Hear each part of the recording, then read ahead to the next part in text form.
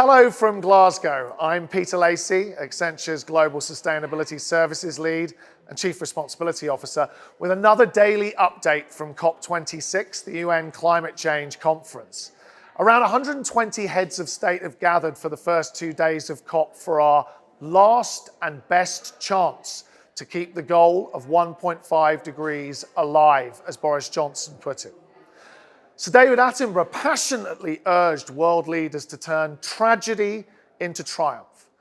3 major themes across all national statements were dominant: reduce emissions, restore nature, and build resilience.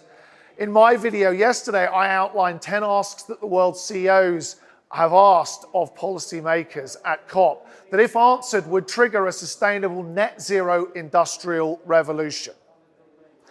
Today, conference delegates made significant progress on point 4, strengthening the connections between biodiversity, nature, and climate. At COP, 100 world leaders, whose countries cover 85% of the world's forests, have pledged to halt and reverse deforestation and land degradation by 2030. The investment and business community are amplifying that ambition. 33 financial institutions, including Aviva, Schroders, AXA, with 8.7 trillion in assets under management, and announced yesterday that they will eliminate deforestation from agricultural commodities from their portfolios by 2025. For our clients and partners, this means seismic shifts in business and funding models over the 2,000 working days, yes, 2,000 working days that remain to 2030. Let me put this into perspective. Activities that lead to deforestation, such as agriculture and deforestation, currently draw 40 times more financial support than protection efforts. Reversing this trend will involve redesigning the full value chain, a greater need for sustainability measurement, as well as an ESG-based portfolio segmentation and selection, to name just a few measures.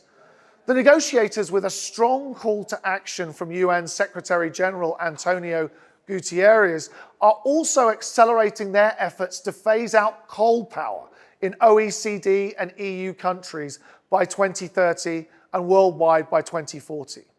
These commitments are driving point 1 on aligning NDCs, national plans of 1.5 degrees to meet all that we need to get to net zero by 2050. And they align with our own 10-point plan that we heard from CEOs.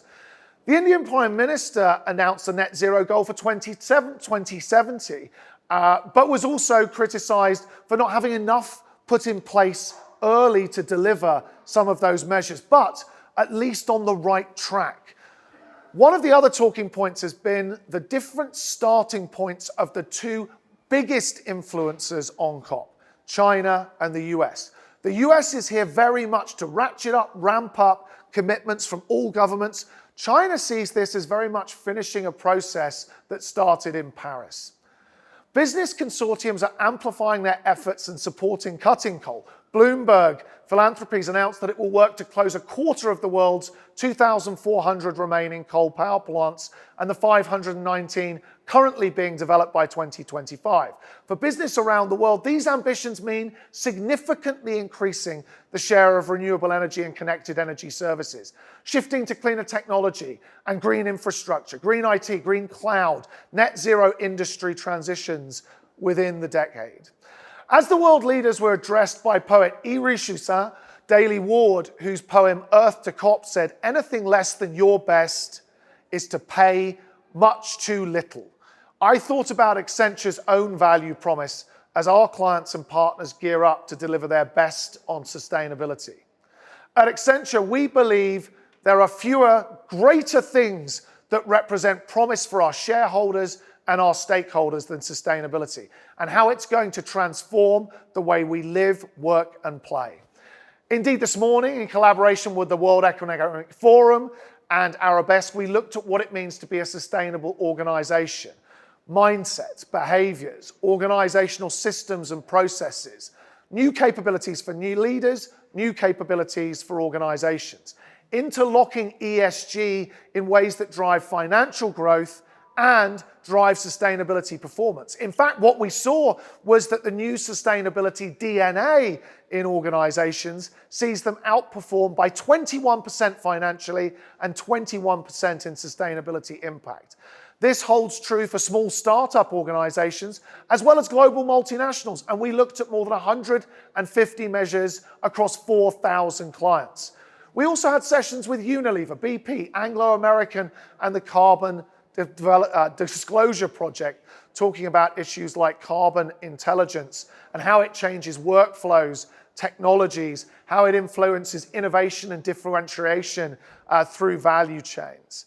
And we heard business leaders that acting on climate change, from Chris Timmermans, our global lead from supply chain, means shared success and having a different view of the boundaries of organizations, balancing resiliency, relevance, and responsibility.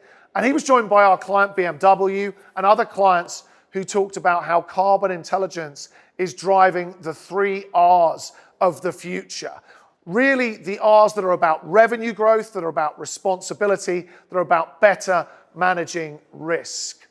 Now, one of my own experiences and highlights was joining Google's CEO for lunch, where we had Stella McCartney talk about fashion, where we had Sadiq Khan, the Mayor of London, talk about the incredible things he's been doing with Google and air monitoring to reduce toxic air in London. But actually, for me, the most interesting speaker was Al Gore. He talked about broad COP and narrow COP. And he talked about the fact that COP has already been a success when you look at the number of companies that have signed up to the Race to Zero. When you look at the incredible measures even China has taken, for example, refusing to fund the new coal developments that have been put on the table outside of China to 2025. China funds 70% of those coal developments before and has taken those off the table. Now, what he said was that the narrow COP, it may not deliver everything that we want, the final document, and to manage expectations on that. I agree with that fundamentally. And it'll take us several years, but the broad COP has, I think, set in place an irreversible momentum. And even Google itself talked about the incredible advances it's made. I'm very excited about that because our partnerships with Salesforce, our partnerships with SAP, can, I think, in the future include Google with its incredible ability to analyze data, but also parts of Google like DeepMind, where AI has reduced the emissions and driven efficiency in their data centers 30% on top of what they even believed at that point was best practice. So I hope that's been informative. Watch our daily COP at Speed sessions. We've got a guest speaker for you tonight already. Check out all our social media channels. For today, at least at Glasgow, goodbye from me, goodbye from COP, and look forward to continuing the dialogue in the coming days. Thank you very much.